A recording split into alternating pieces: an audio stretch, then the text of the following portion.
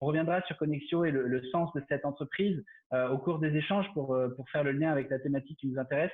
Mais Connexio a déjà eu énormément de succès, n'a pas attendu la coalition 2044 pour en avoir, puisque tu as été désigné cette année parmi les Forbes 30 under 30 au titre de la création de Connexion, donc les 30 jeunes entrepreneurs de moins de 30 ans qui ont eu du succès avec leur initiative.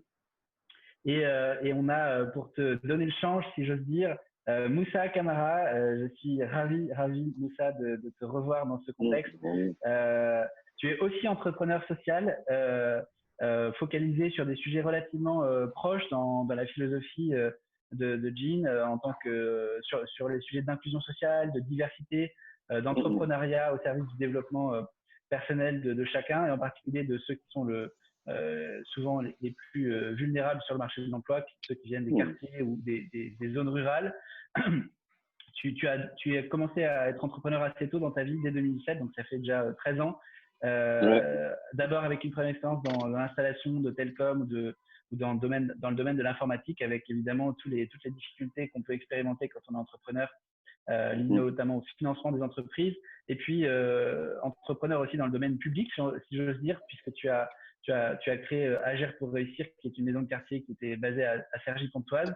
Et puis c'est au détour d'un voyage aux États-Unis, et ça fait un peu écho à l'expérience de Jean par ailleurs, que tu as commencé à réfléchir à ce qui est devenu ton projet depuis un bout de temps maintenant, depuis 2015, à savoir Les Déterminés. Je sais pas si c'est une association ou une entreprise, mais en tout cas une association.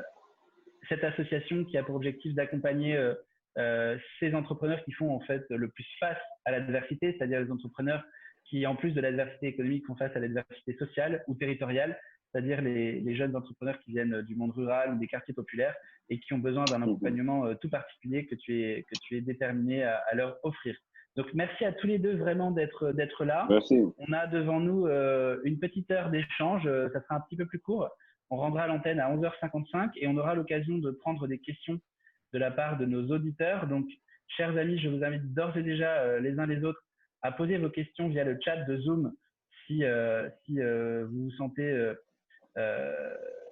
intéressé par les propos de Jean et de Moussa. Je me permettrai d'incorporer vos questions au fil de cet échange. Moussa et Jean, j'ai une première question à vous poser.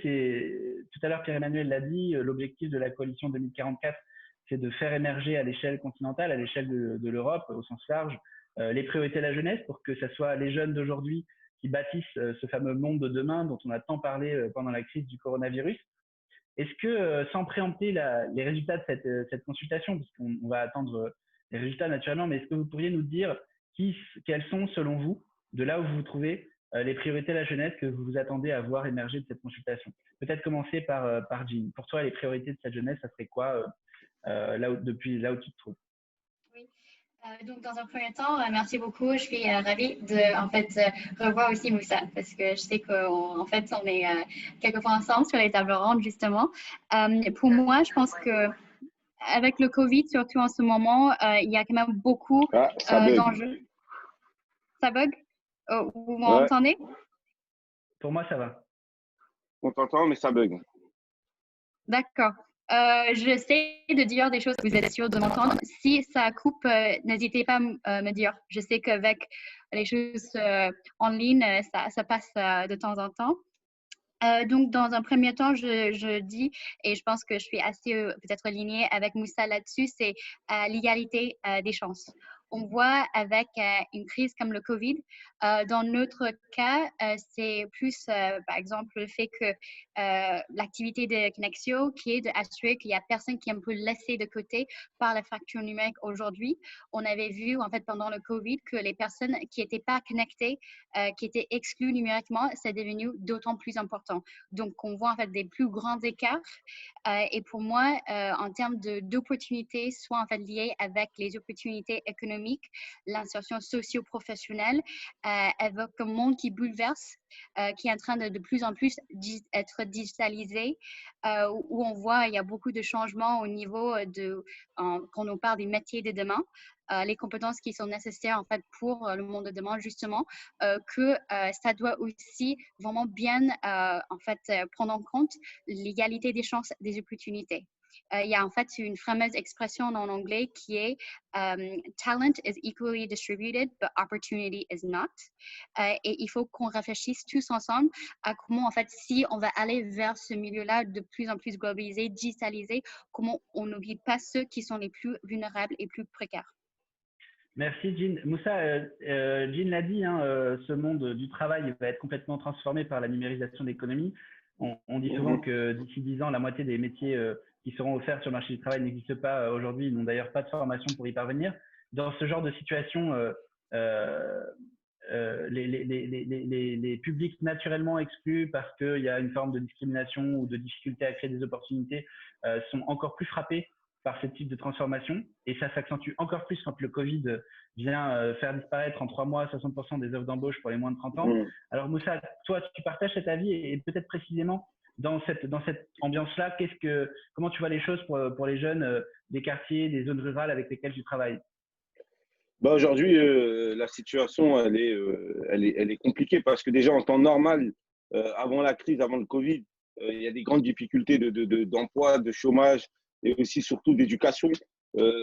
Et avec la crise, ça s'est accentué. Mais voilà, on a pu contester que dans les quartiers, il y a une forte solidarité qui est née.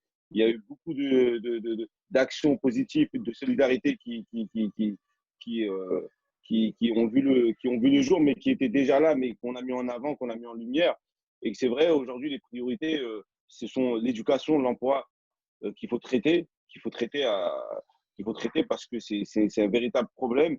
Et avec la crise qui arrive et le nombre d'entreprises qui vont mourir et surtout les emplois qui vont être beaucoup plus compliqués, dans ces territoires-là, c'est encore plus difficile. Donc, les solutions, il faut former, il faut pouvoir accompagner et préparer, profiter de ce temps-là pour préparer aussi toute cette jeunesse, cette génération qui sont là, qui attendent de rentrer dans le marché du travail, pour que quand l'activité économique redémarre dans le pays, bah, ils puissent être prêts au rendez-vous. Après, c'est vrai qu'il y a des problèmes de discrimination où à un moment donné, par rapport à l'endroit où on habite, là on vient, le nom, on n'a pas forcément les mêmes chances de réussite que les autres. Là-dessus, il y a un grand sujet à traiter. Il faut le traiter en face. Il faut qu'à un moment donné, qu'on arrive aussi avec nos structures, nous, c'est ce qu'on fait avec les déterminés, de pouvoir en fait créer des passerelles et de faire en sorte que les environnements économiques, nos environnements à nous, dans les quartiers notamment, on puisse au moins échanger, se parler et pour pouvoir travailler ensemble. C'est ça l'idée. Alors Moussa, je prends la balle au bon puisque tu fais la transition très naturellement vers la deuxième question que je me posais. C'est vous avez parlé de ce qui vous paraît prioritaire aujourd'hui, la cohésion sociale fondamentalement et l'inclusion par l'emploi, par l'éducation. Je ne reviens pas là-dessus. Simplement, je voudrais savoir comment est-ce que vous, en tant que personne, en tant que chef d'entreprise, en tant que leader, comment est-ce que vous êtes déterminé, si j'ose dire, à agir sur ce sujet? Souvent, quand on est entrepreneur, et en particulier quand on est entrepreneur social, on a des convictions, des croyances qui sont chevillées au corps parce qu'on doit affronter énormément d'adversité. J'aimerais, peut-être en commençant par Jean, que vous me parliez de ces convictions, ce qui vous anime, votre moteur interne, qui fait qu'aujourd'hui, vous seriez prêt à agir sur ces priorités que vous venez d'évoquer. Oui. Peut-être aussi pour donner un peu de contexte sur les choses qui me motivent aussi, c'est un peu à la création de l'origine de Connexio. Il y avait 2 choses principales qui m'ont poussée à créer Connexio. Première, c'était un peu mon recherche. J'étais chercheuse avant de créer Connexio, donc un parcours un peu différent de devenir entrepreneur. Et comme je suis américaine, j'ai même pas pensé à faire ça en France au début. Donc, si quelqu'un m'a dit en 5 ans, vous serez là et c'est un peu votre situation en 5 ans, j'y croyais pas parce que c'était un peu le parcours. Et je dirais souvent, en fait, il y a 2 types d'entrepreneurs. Il y a ceux qui savaient depuis, en fait, beaucoup, en fait, il y a un peu du temps qu'ils voulaient devenir entrepreneurs. Et il y a un deuxième type qui, en fait, il y a une cause ou il y a une passion, il y a un enjeu, un problème dans le monde qui vous pousse à créer ça. Parce que il n'y a pas autant de solutions qui sont dans le monde et il faut quand même répondre à des besoins des publics importants. Et donc, pour moi, j'étais plutôt dans cette deuxième catégorie où, pour moi, en tant que chercheuse sur le terrain, à l'époque, j'ai travaillé avec des publics réfugiés et migrants. J'avais vu qu'il n'y avait pas beaucoup de solutions long terme. En 2015, on avait des solutions qui portaient sur la nourriture, le logement, mais pas autant sur l'insertion socio-professionnelle, la montée en compétences pour ces publics. Et c'est comme ça d'où est né Connexio et notre focus sur les compétences numériques, qui sont un peu les compétences de demain. Et un deuxième aspect pour moi, une raison très personnelle, c'est je suis immigrée moi-même. Je suis née en Chine, j'ai grandi aux États-Unis et avec mes parents, en fait, j'avais vu les enjeux quand on ne parle pas la langue, on n'a pas un réseau et en fait, on est en fait nouveau dans un environnement. Je trouve que c'est super universel, ce sentiment de vouloir faire partie en fait, de la société, mais on a des freins qui nous bloquent. Et pour moi, c'est quelque chose vraiment de personnel aussi, de dire que pour moi, j'avais plutôt réussi parce que j'avais eu la chance d'avoir des coachs, des professeurs qui m'ont encouragée et je voulais en fait donner cette opportunité aux autres parce que je crois fortement que tout le monde a du potentiel. Il faut trouver en fait les leviers pour en fait donner et ouvrir ces portes pour tout le monde. Merci, Jean. Évidemment, quand on parle d'accompagnement pour appartenir à la société et s'y épanouir, je pense tout de suite à la raison d'être des déterminés et à ce que Moussa a entrepris. Moussa, est-ce que tu peux nous dire aussi un peu plus en détail comment est-ce que cette conviction-là, qui semble avoir présidé au destin des déterminés, t'est venue et comment est-ce que tu l'as fait vivre, comment tu l'as fait grandir? Bah moi, en fait, tout simplement, je suis entrepreneur, comme tu l'as rappelé, depuis 13 ans. Et surtout, je suis surtout engagé associativement dans ma ville depuis aussi 13 ans. Moi, j'ai grandi dans une ville à Cergy, dans un quartier qui était assez compliqué à l'époque et qui a subi l'un des premiers programmes de rénovation urbaine qui partait de la loi Borloo à l'époque. Et en fait, il a été totalement détruit pour être reconstruit. Et nous, en fait, avec les habitants, on a décidé de s'organiser pour, déjà accompagner cette rénovation urbaine et pour aussi être autour de la table là où ça se discute parce que jusqu'à présent, toutes les décisions étaient prises en notre absence. Et donc, on a fallu s'organiser. Moi, je n'étais pas du tout dans le milieu associatif ni mes amis quand on s'est lancé. Et ce qui s'est passé, ça a été formidable parce qu'on a réussi à créer une dynamique très positive qui a permis en fait d'enclencher un certain nombre de projets. Et en même moment, j'étais entrepreneur à côté parce que je venais de lancer ma boîte dans le cadre d'une rencontre. Et ça m'a permis de me mettre le pied à l'étrier. Mais j'ai rencontré énormément de difficultés quand j'ai monté ma boîte, notamment les démarches administratives, la complexité de comprendre comment gérer une entreprise. Je n'avais pas forcément de modèle d'entrepreneur ni dans ma famille ni dans mes réseaux. Et du coup, c'était très compliqué de me lancer. Mais je me suis quand même lancé. Et grâce à ça, j'ai pu sortir de ma condition sociale, j'ai pu recruter autour de moi et ça crée une dynamique positive. Et c'est là où j'ai été intimement convaincu qu'à un moment donné, que la réussite économique des populations et des habitants de nos territoires accélérer une réussite sociale. Parce que grâce à ça, j'ai pu m'engager à côté pour les habitants en créant une association, en étant très actif sur ma ville. Et ça a porté ses fruits parce qu'on a pu basculer énormément de projets. Et aujourd'hui, ce qu'on fait avec les déterminés, c'est ça. C'est comment on arrive à créer une passerelle entre ce monde économique et nos habitants et nos populations. Et après, l'idée, c'est de construire. C'est pour ça qu'on propose des formations gratuites où on arrive à renforcer des entrepreneurs ou des personnes qui sont déterminées à aller vers l'entrepreneuriat. Pour nous, on juge que ce n'est pas les diplômes ou ce n'est pas là où tu viens qui fera de toi un entrepreneur, mais c'est vraiment ta détermination, ta capacité d'agir, ta capacité à créer, d'exécuter les choses. Et du coup, on a construit tout un programme autour de ça.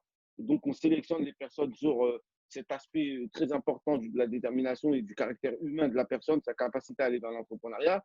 Ce qu'on dit, on ne dit pas que l'entrepreneuriat est fait pour tout le monde, mais ceux qui ont envie de le faire, ceux qui se sentent en condition de porter un projet, nous, on est en mesure de les accompagner, de les mettre en réseau et de faire en sorte qu'ils puissent retrouver un pouvoir économique et derrière leur redonner la lumière et le réseau à disposition qu'on fait. Et Je aujourd'hui, comprends, ça se Moussa. traduit par des On a, résultats ce positifs. que je trouve Voilà. passionnant dans ta réponse, c'est que tu dis fondamentalement qu'entreprendre la création d'une association ou d'une entreprise, il y a beaucoup de points communs. Ouais, C'est d'abord et avant tout les caractéristiques humaines de l'entrepreneur ou des entrepreneurs, que ça soit à but non lucratif ou à but lucratif, qui vont compter. Ça fait écho à ce que Jean disait tout à l'heure sur la question, la première question que vous êtes tous les deux amenés à vous poser, c'est quel problème est-ce ouais, qu'on veut résoudre dans le monde? Et quand on a cette question avec une réponse, on sait absolument qu'on veut la traiter, la résoudre. Ça donne envie d'entreprendre. Et donc, ma question suivante, elle est assez simple et je me tournerai vers Jean en premier. C'est le problème que vous avez envie de traiter avec ce Connexio, avec les déterminés. Vous l'avez dit, c'est l'inclusion sociale. Mais comment est-ce que ça vous est venu? Comment est-ce que vous resituez ça aujourd'hui? Qu'est-ce que les différents épisodes de votre entrepreneuriat, et en particulier dans le contexte actuel qui est extrêmement sensible sur la place qu'on peut attribuer aux jeunes, et en particulier aux jeunes issus d'immigration ou du quartier populaire ou des milieux ruraux, bref, les jeunes exclus.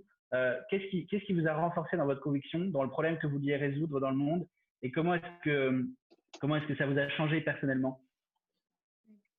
Je dirais pour moi, je pense comme toute aventure entrepreneuriale, je pense qu'il faut commencer à voir en fait, oui, c'est pour qui en fait on veut en fait travailler, pour qui en fait on veut vraiment en fait pouvoir ces solutions.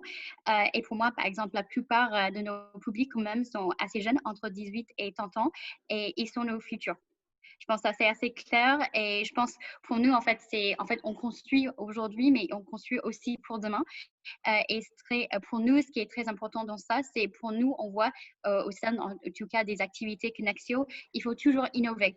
Euh, parce que pour assurer qu'il n'y a personne de laissé de côté, qui sont exclus de marché dans l'emploi, on sait en fait que sur les compétences, les métiers, ça va changer. Par exemple, sur plusieurs stats, on sait aujourd'hui au niveau de la transformation digitale, d'ici 10 ans, il y aura 1,2 milliard d'emplois impactés par la transformation digitale. Par contre, c'est pas tout en fait ces emplois qui vont disparaître, mais ils vont être transformés. Et en France, il y a 1 sur 2 emplois qui vont changer, la nature en fait d'emploi vont changer de manière assez importante. Donc face à ces grands constats, il faut aussi adapter. Et pour nous, c'est de assurer qu'il n'y a pas personne en fait, c'est surtout ceux qui sont les plus vulnérables aujourd'hui, qui sont souvent en fait ceux qui vont être laissés un peu de côté. Et par exemple, aujourd'hui, même si je prenais les exemples de ce qu'on avait fait pendant le Covid, c'est de réfléchir en fait soit à d'autres formats d'accompagner nos publics, d'autres compétences aussi à enseigner pour assurer que on est en fait dans le bon en fait milieu, on capte bien en fait les tendances. Et donc par exemple pour nous, pour certaines de nos activités pendant Covid, on avait dû arrêter parce que les salles de formation, les centres étaient fermés.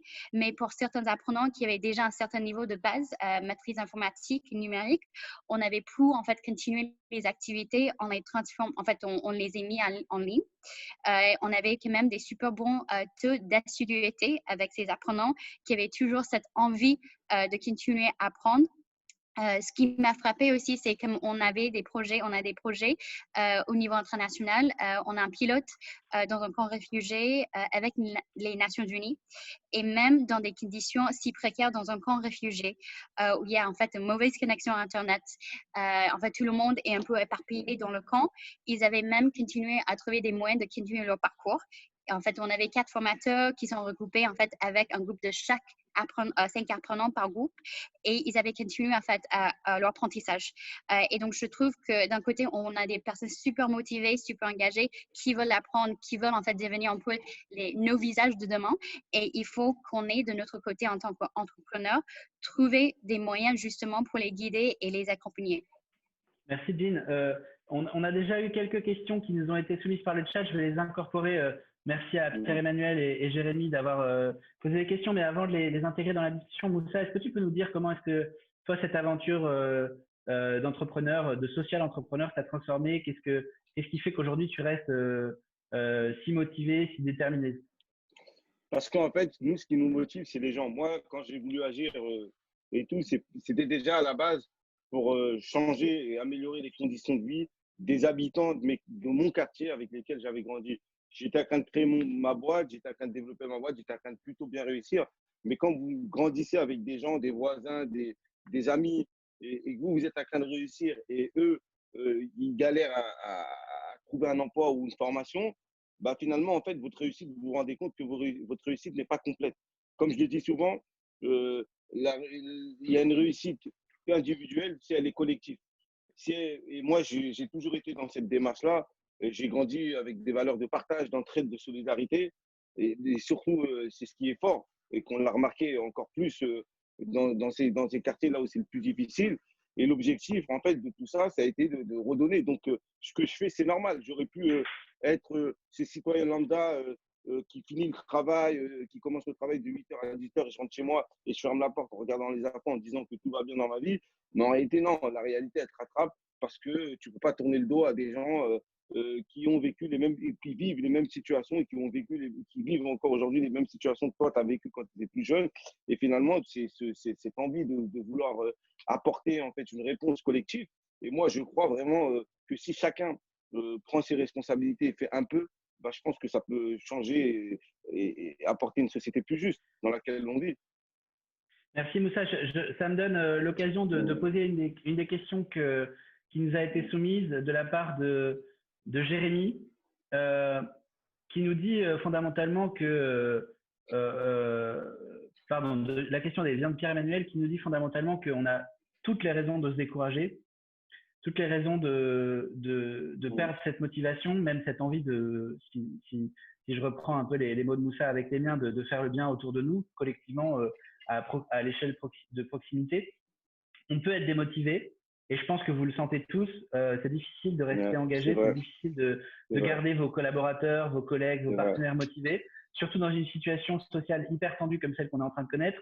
Alors, Jean et Moussa, est-ce que déjà vous partagez ce constat? Peut-être qu'on va commencer par Moussa.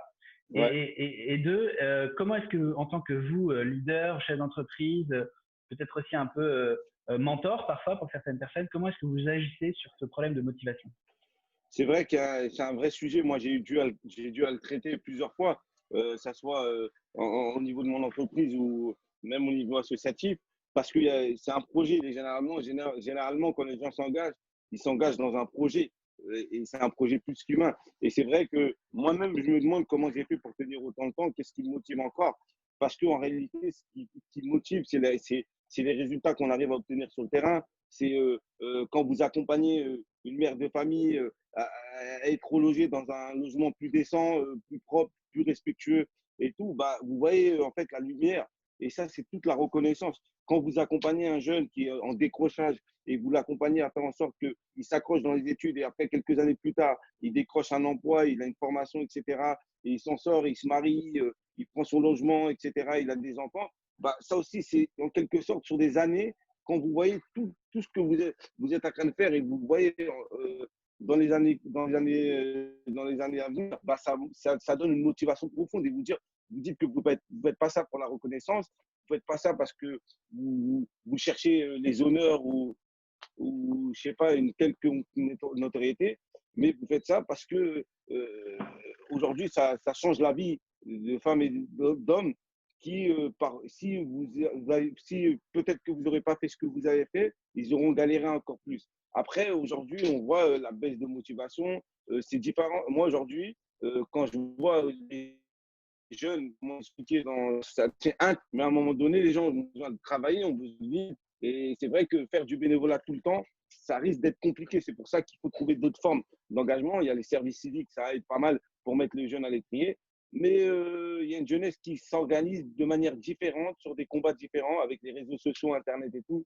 Aujourd'hui, on voit que la liberté d'expression, elle est là. Maintenant, il faut que ça se transforme dans les faits. Et ça, il faut encourager, il faut valoriser. C'est pour ça qu'aujourd'hui, quand on parle de situations un peu négatives, moi, quand je vois il y a des jeunes qui veulent s'engager dans l'associatif, je ne vais pas leur dire que c'est dur, qu'on a galéré, que je leur dis la vérité. Je leur dis c'est une aventure qui construit humainement, c'est positif, ça change la vie des gens. Il faut leur parler de manière différente. Mais si on se plaint, on dit que c'est pas bon, on dit qu'il y a des problèmes, etc.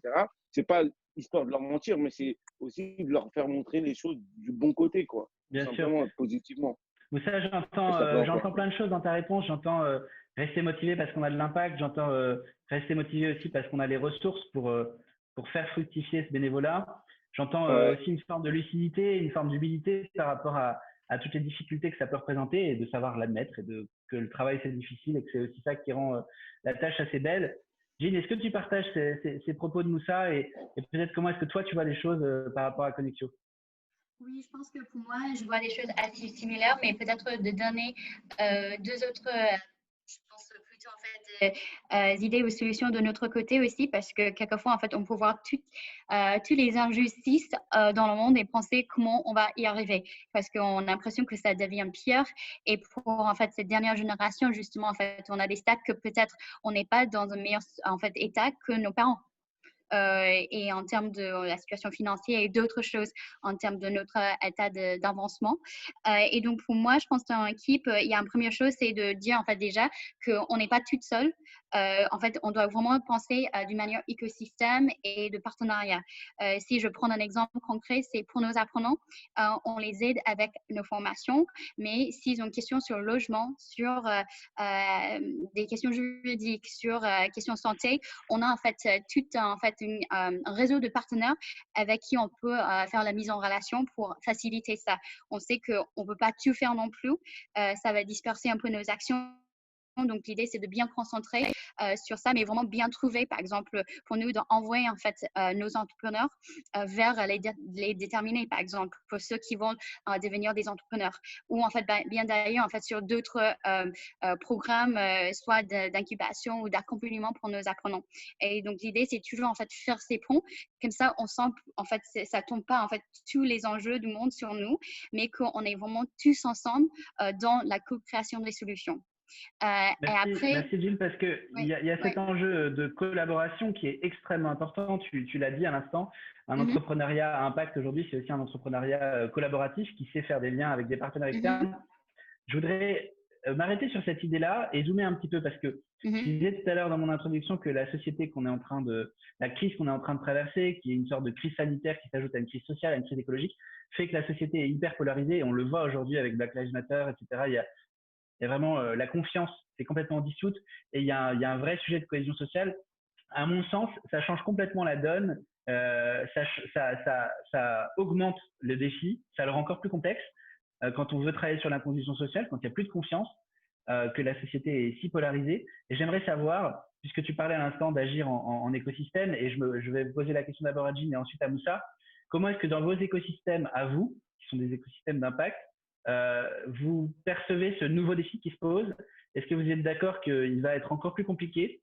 Et si oui, comment est-ce que vous allez augmenter votre engagement? Comment est-ce que vous allez vous mettre à la hauteur du défi du jour? Est-ce que vous allez être amené à transformer vos organisations, vos missions pour répondre à une situation qui est tellement dégradée aujourd'hui? Est-ce que vous avez réfléchi à ça dans vos écosystèmes respectifs? Jean d'abord. Je pense sur les questions et peut-être juste un dernier point, je vais dire aussi sur une autre manière de penser à des choses. Donc je pense qu'il reprend en fait à cette question et la dernière, c'est de réfléchir un peu sur le long terme aussi. Parce que si on prend en fait des questions comme l'environnement, ce sont des questions aussi qui ont des impacts beaucoup plus long terme, qui sont beaucoup plus importantes, par exemple d'ici 10 ans, 20 ans. Et donc il faut réfléchir aussi sur la création des solutions plus comme dans une mentalité de marathon au lieu de dire en fait on va essayer de trouver une solution pour cette année ou 2 ans parce que les choses changent en fait si rapidement aussi qu'il faut avoir une vision très grande sur où on va aller et ensuite les décortiquer et faire en fait des solutions plutôt en fait dans des petites briques en fait qu'on peut vraiment en fait établir des étapes beaucoup plus concrètes. Mais je pense d'abord d'avoir en fait cette vision beaucoup plus grande et ensuite voir en fait selon la situation, le contexte qui va changer. Par exemple, tout ce qui s'est passé assez récemment avec les manifestations, en fait des choses qu'on voit aujourd'hui. Ensuite, parce que je pense que sur les tendances, je pense qu'on sait d'ici tant de temps on veut aller. Et ensuite, l'idée, c'est d'en fait voir comment adapter ça en fonction de la situation plutôt présente à court terme. Donc, sur cette question de comment en fait on doit faire face à ces enjeux qui deviennent plus complexes, je pense que c'est un peu, il faut en fait encore réfléchir en fait à ces questions d'écosystème, parce que je pense de plus en plus on sera beaucoup plus interdépendants sur les uns et les autres. Et donc, il faut mieux réfléchir en fait à comment ensemble sur en fait les synergies, sur en fait, par exemple, parce qu'on a des publics en fait entre même nous et les déterminés qui sont en fait communes aussi, comment on peut en fait travailler pour créer des parcours co-construits qui peuvent vraiment en fait traiter la plupart des solutions. Je pense qu'il faut mieux réfléchir à ça au lieu de dire en fait je prends ce silo, je attaque que santé ou en fait je vais juste adresser en fait que l'enjeu dans l'environnement, parce que si on prend les causes réfugiés, le changement climatique va vraiment en fait changer en fait la situation pour eux, qui a des impacts sur en fait l'économie, sur la société, sur l'insertion socio-professionnelle d'une manière large. Donc on peut plus aussi voir des questions que dans des silos et des acteurs. Je pense qu'on peut toujours concentrer sur en fait nos valeurs ajoutées, mais il faut qu'on fasse ça tous ensemble. D'accord. Donc, pour atteindre, pour relever le défi qui s'est accentué, penser collectif et anticiper le moyen terme et le long terme. Moussa, est-ce que tu partages ces idées de Jean et comment est-ce qu'éventuellement ça peut se traduire dans la vie des déterminés? Ouais, effectivement, c'est des sujets sur lesquels on aura traité et Jean, ce qu'elle dit, elle a raison. Après, moi, je pense beaucoup au modèle économique. Il faut qu'aujourd'hui, je crois plus au modèle purement associatif où il faut aller couvrir derrière des subventions, etc. Il faut qu'on soit innovant dans nos démarches. Il faut qu'on soit force de proposition, on a des vraies propositions de valeur. Ce qu'on fait, c'est pas tout le monde qui peut le faire. Et du coup, il faut créer des passerelles, comme je le dis souvent. Pour moi, c'est la clé pour persister. Et les enjeux qu'on aura à traiter demain, ce sont des sujets sociétaux, notamment, Jean en a parlé, tout ce qui touche au climat, les questions climatiques. Moi aussi, je dirais les mêmes, tout ce qui touche à la santé alimentaire et tout, etc. Tous ces sujets-là, on aura traité. Il faut que nos associations puissent commencer à réfléchir. Et je pense que c'est le but de 2044. Et c'est pour ça qu'on se retrouve ici. Et l'objectif, c'est que sur ce point-là, moi, la situation, je la vois comme des opportunités. Je suis quelqu'un d'assez positif. Je veux être optimiste sur ce qu'il nous reste à faire. Et tant que on a des hommes et des femmes de bonne volonté qui s'engagent, il y a tout à construire. Il y a vraiment un tournant aujourd'hui pour transformer la société tout entière sur ces sujets-là. Et aujourd'hui, malheureusement, avec cette crise qui nous a frappés, ça permet au monde de se regarder en face et de réagir et d'agir de manière différente. Après, il faut mettre la pression, il faut s'organiser, il faut porter ces sujets à bras le corps parce que personne ne viendra nous chercher. Et donc, c'est à nous de les mettre sur la table et de pousser, quoi, tout simplement. Merci Moussa. Ça me donne envie de vous poser une question qui a été soulevée par, par Clémence et qui est la suivante. C'est vous semblez extrêmement serein face à des difficultés qui sont énormes. Comment est-ce que vous avez atteint cette sérénité ou cette détermination à votre âge? Est-ce que votre âge a été un handicap à un moment donné? Comment est-ce que vous avez mûri aussi vite? La question de Clémence, c'était voilà, est-ce que votre âge a été un handicap un frein dans votre aventure? Et plus précisément, moi je la reformule avec ces mots-là, comment est-ce que vous avez fait de votre jeunesse une force pour entreprendre ce que vous avez entrepris? Peut-être commençons par Jean. Non, je pense que c'est une très bonne question. Et en fait, parce que j'avais regardé récemment le discours d'Obama pour en fait tous les apprenants qui ont en fait fini leur parcours en 2020. Je vous encourage en fait d'écouter ça. Ça donne beaucoup l'inspiration. Je dirais en fait dans un temps, oui, au début, quand vous êtes jeune et vous voulez lancer quelque chose, surtout pour moi, j'ai l'impression que j'avais dû justifier beaucoup pourquoi moi, pourquoi le projet, pourquoi je fais ça en France. Et donc, je pense que oui, au début, quand vous lancez quelque chose et vous semblez jeune, il y aura beaucoup, en fait, vous allez vous même avoir peut-être des doutes. et aussi peut-être vous devez en fait, justifier beaucoup auprès des autres. Mais après, je pense pour moi, je vois ça en fait de plus en plus comme une force aussi, parce que en fait, les convictions, les études, en fait, les choses que je connais aussi, il y a une valeur ajoutée que quelqu'un en fait qui a vécu en fait et qui connaît un autre milieu, en fait, mode de fonctionnement assez différent aura pas. Et je sais que de plus en plus sur les tendances, on accélère d'une manière générale un peu les choses dans la manière dont on va fonctionner aussi. Par exemple, d'ici 10 ans, on sait que par exemple tout ce qui est digital work, donc le travail à distance ou les fonctions, en fait, toutes ces choses vont changer. Et je pense qu'il y a cet enjeu pour moi d'adaptabilité qui est super important.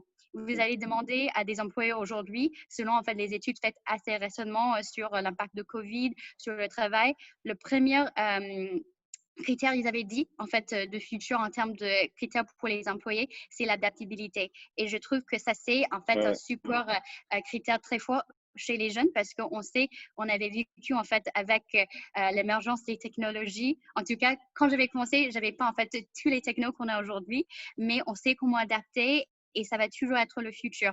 Donc, je pense qu'on a des regards sur les enjeux de société beaucoup plus importants parce qu'on sait, on avait vécu en fait ces choses assez récemment et c'est nous en fait qui va en fait encore avoir les impacts, surtout sur l'environnement en fait d'ici les 30, 40, 50 ans à venir. Je comprends. Merci, Jean. Fraîcheur du regard, adaptabilité. Moussa, tu penses que c'est ça les forces de la jeunesse et les forces qui t'ont amené à obtenir autant de crédibilité avec les déterminés ou est-ce qu'il y a autre chose en plus? Bah, moi, j'ai commencé à m'engager à l'âge de 21 ans. Je sais pas si c'est jeune, si c'est tard, mais j'étais jeune, j'avais la force de l'âge.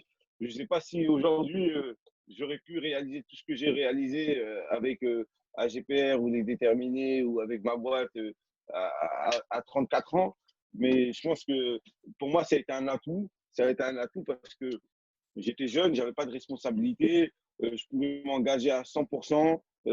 J'avais cette force, cette énergie, cette motivation de croire que les choses pouvaient changer et j'en ai fait une force. Et aujourd'hui, en réalité, l'expérience que j'ai, le recul que j'ai, si j'avais pas commencé aussitôt, j'aurais pas pu développer toutes les opportunités que je suis en train de développer aujourd'hui. Et ça, je suis intimement convaincu que plus on s'investit, plus on s'engage jeune, mieux c'est. Et j'encourage, moi, tous les jeunes, toutes les générations à s'engager très tôt. C'est très important. À chaque fois qu'il y a des jeunes qui viennent me voir à l'âge de 16, 17 ans parce qu'ils veulent chercher un boulot, ils veulent commencer à travailler, je leur dis, bon, vous avez le temps, vous êtes encore chez vos parents, vous n'avez pas forcément des responsabilités. C'est maintenant qu'il faut s'engager, c'est maintenant qu'il faut s'investir. Et quoi qu'il arrive, même dans votre parcours professionnel plus tard, ça comptera. Parce que les employeurs aujourd'hui, je sais que quand ils regardent le CV, ils aiment bien aussi regarder si la personne qu'on recrute moi-même, je le fais. Elle est engagée, elle donne du temps, elle s'est engagée dans l'associatif, etc. Et tout. Et c'est très bien. C'est une valorisation. C'est pas, on n'est pas peut-être rémunéré pour ça, mais au moins, ça montre aussi notre sens de l'engagement pour le collectif. Et ça, c'est intéressant. C'est pour ça que moi, en réalité, le fait de m'engager très jeune, j'en ai fait une force en réalité. J'en ai fait une force et ça m'a pas, ça m'a peut-être, ça m'a pas forcément, j'ai pas vu les freins. Peut-être que j'ai eu des freins à un moment donné parce que on considérait comme jeune, mais j'en avais d'autres freins. Donc finalement, j'en ai fait une force et j'ai avancé comme ça, quoi. Merci Moussa. On a encore quelques questions qui nous ont été posées. Je vais les intégrer dans ce que je vais vous demander. N'hésitez pas encore à en ajouter dans le chat. Moussa, tu parlais de la force que tu avais fait de ta jeunesse. Je pense. Allô, tu nous entends, Moussa? Ah, j'entendais plus, ça j'ai bugué là. J'étais en train de dire, on a eu quelques questions de la part du public. Je vais les intégrer dans la dernière partie. On terminera dans 10 minutes. Mais tu parlais à l'instant, Moussa, de la force que tu avais fait fondamentalement de ta jeunesse, parce que ça t'a donné du temps pour entreprendre, du temps pour échouer, du temps pour apprendre aussi, et que le temps que tu avais devant toi, parce que tu étais jeune, était quelque chose d'extrêmement riche en fait. Tout le monde n'a pas ce temps devant toi. J'aimerais donc vous poser à tous les deux, et on commencera peut-être par toi, Moussa, quels sont, dans cette période d'incubation et d'entrepreneuriat… Ah, j'entends pas la question. Tu nous entends là, Moussa, ou pas? J'entends pas. Là, Ok. Ouais, là, je t'entends là. Bon. Ok. J'allais vous demander, vous avez entrepris durablement, vous êtes resté focus sur votre objectif. Vous avez, à n'en pas douter, essuyé des échecs, des vraies difficultés, des moments où vous vous êtes planté. et où ce moment vous a fait douter. J'aimerais bien que vous nous parliez un petit peu de ça pour voir comment est-ce que vous êtes sorti de cet échec, qu'est-ce que vous en avez tiré et comment est-ce que pour les jeunes qu'on essaye d'inciter à entreprendre, à participer à la vie de la cité et à la vie de l'économie, ils peuvent bénéficier de votre maturité. On commence par Moussa, les principaux échecs. Bah moi, en fait, les principaux échecs, déjà, franchement, ça a été des échecs, mais qui m'ont servi parce qu'en réalité, même quand j'ai monté ma première boîte, le fait de vouloir recruter à un moment donné du monde d'un coup, sans pouvoir gérer, avoir ses compétences de management, tout ça et tout, ça m'a mis une claque parce que j'ai pris des gens, déjà, j'avais 23 ans quand j'ai commencé à recruter mes premiers salariés, et soit les personnes que j'ai recrutées, ils avaient soit mon âge, soit un peu plus âgés, et du coup, ça a été des erreurs qui ont failli coûter ma boîte. Et j'ai dû licencier à un moment tout le monde parce que j'étais incapable de pouvoir manager une équipe parce que je n'avais pas assez de hauteur pour mettre la barrière entre le pro et le perso. Et du coup, ça aussi, ça m'a joué des tours. Mais grâce à ça, j'ai pu prendre en maturité parce que c'est très compliqué de manager des équipes quand on est à la tête soit d'un projet, soit à la tête d'une entreprise. Et c'est vrai que et là, tu as aussi beaucoup de recul à vers et de hauteur. Et quand tu es jeune, tu as du mal. Hein. Il y a les émotions, il y a plein de choses qui rentrent en compte. Et ça, personnellement, j'ai dû gérer différemment. Après, moi, au niveau de ce que j'ai fait là, depuis que j'ai créé et tout, à chaque fois que je me suis engagé, etc., en fait, à chaque fois où j'arrive à avoir un échec, j'ai une capacité de rebondir. En fait, je suis quelqu'un, j'arrive à encaisser les échecs parce que, en réalité, moi, je me dis toujours, ce que je fais, c'est que du plus. Je n'étais pas prédestiné à ça. J'aurais pu prendre un autre chemin. Et finalement, ce que je fais, c'est que du positif. Et brique par brique, je suis en train de construire. Et quand je construis, c'est que des victoires. Et à un moment donné, quand il y a un échec, bah, je me dis, c'est pas grave. Au moins, ce que j'ai fait, j'arrive tout de suite à rebondir sur l'échec pour pouvoir dépasser cet échec-là et faire encore mieux que ce que j'ai échoué. Et ça, c'est un truc, c'est une force des capacités que j'ai réussi à avoir au fil du temps parce que je me dis à chaque fois que je fais un truc, j'ai tout à gagner et j'ai rien à perdre, tout simplement. Je trouve que c'est formidable, Moussa, de se dire que quand on entreprend, on est créateur. Donc, à la fin du compte, si on échoue, c'est pas grave, c'est qu'on a juste perdu un peu de temps et un peu de gaspiller des ressources. Mais que comme on part de zéro et qu'on essaie d'ajouter quelque chose de plus, de toute façon, ça vaut le coup. Jean, est-ce que tu partages ça? Est-ce que tu peux nous parler à toi de tes propres échecs et comment est-ce qu'ils t'ont fait grandir? Qu'est-ce que ça a changé pour toi? Je pense, pour moi, je vois moins comme des échecs, mais je pense pour moi, c'est en fait le fameux en fait, mentalité de test and learn. Donc, on va apprendre et en fait, si on va pas tester quelque chose, ça c'est 100% sûr, c'est un échec parce qu'on n'a pas testé. Et c'est justement avec les expériences, l'apprentissage, que en fait, on va apprendre et pouvoir améliorer. Donc, je pense que je suis assez en fait dans la mentalité de un peu le milieu startup, qu'on dit en fait, il faut quand même créer en fait et commencer avec en fait un MVP, donc en fait un minimum viable product, qui est juste la première version de en fait ce que vous voulez créer.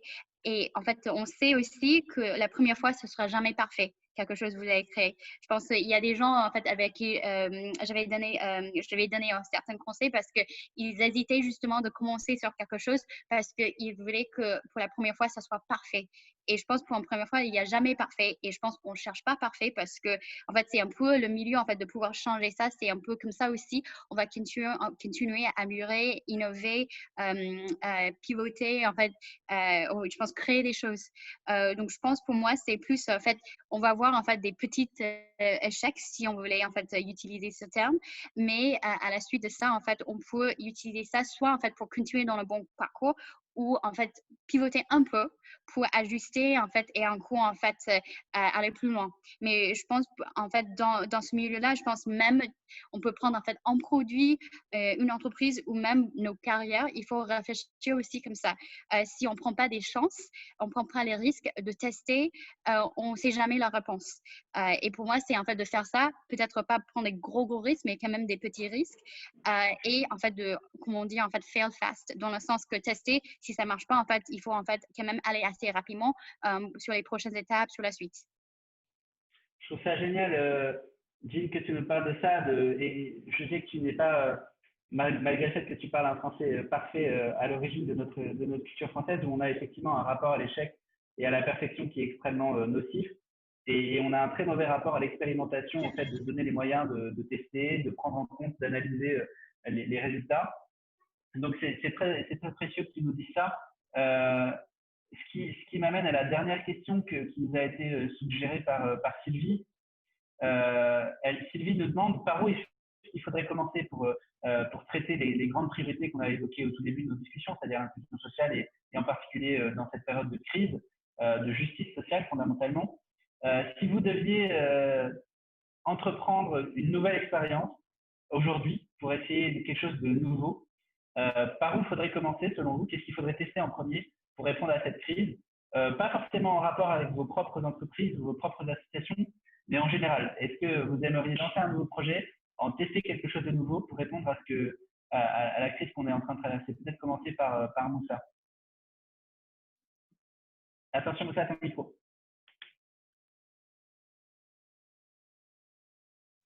Ah oui, en Voilà. fait, bien sûr, on a d'autres idées après ce qu'on fait et tout.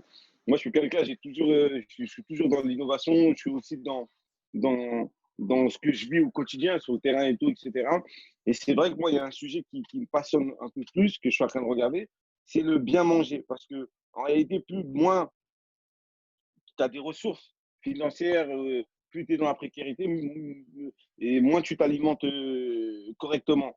Et l'objectif, en fait, c'est de permettre en fait, aux gens, aux populations les plus fragiles, de mieux s'alimenter, de mieux manger, de produire eux-mêmes. Parce que je pense que aujourd'hui, quand tu regardes les problèmes de diabète, les problèmes de santé et tout ça se répercute sur quoi? Parce que l'alimentation n'est pas forcément saine, n'est pas forcément bon. Donc l'argent qu'on veut économiser au début, ben, on le retrouve plus tard à le dépenser dans les maladies, dans la santé, etc. Parce Ouais. qu'aujourd'hui, et c'est pour ça que ça, ce sont des sujets aujourd'hui qui me parlent, où je m'intéresse, j'essaie de regarder comment mieux se nourrir, comment mieux s'alimenter, comment mieux produire et tout, etc.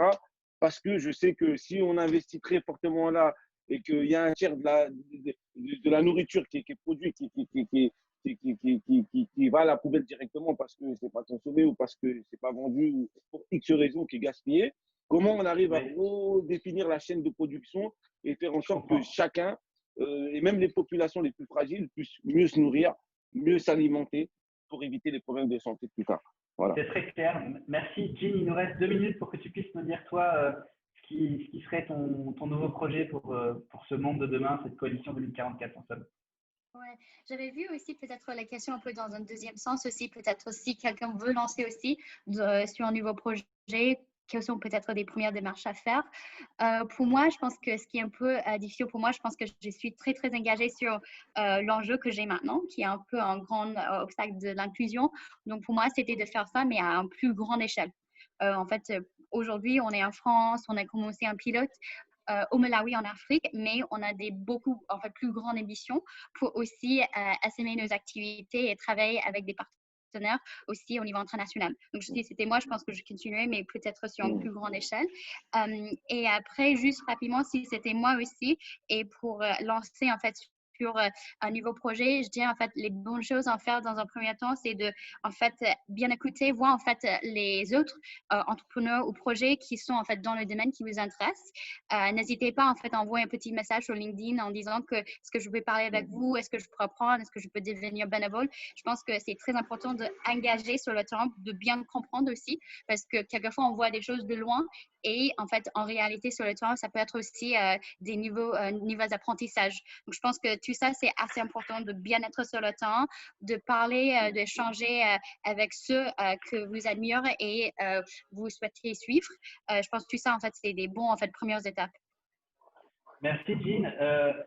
Pierre-Emmanuel l'a dit dans son introduction, la coalition 2044 est un projet de long terme. 2044, c'est encore loin, mais ça commence dès maintenant avec cette consultation qui donnera lieu ensuite à des projets et ça répondra pratiquement à la question de Sylvie avec des nouvelles coalitions d'action sur des problèmes à résoudre et chacun d'entre nous, nos auditeurs, pourront s'engager sur ces coalitions. Je pense notamment à la coalition Deplastify qui visera à lutter contre la production et le mauvais recyclage de plastique. Donc, on commence par l'action, on commence par s'engager en étant déterminé, en étant lucide, en étant humble. Merci Jean et Moussa d'avoir tenu ces propos très clairs sur les vertus et les valeurs morales d'un entrepreneur social qui donneront sans doute beaucoup d'intuition et de vocation chez nos auditeurs. Je repasse maintenant la parole à Pierre-Emmanuel pour parler de la suite de la coalition et voir comment est-ce qu'on peut passer à l'échelle, comme disait Jean à l'instant. Merci beaucoup à tous les deux. À très bientôt. Merci beaucoup, Thomas. Ça me fait plaisir. Jean.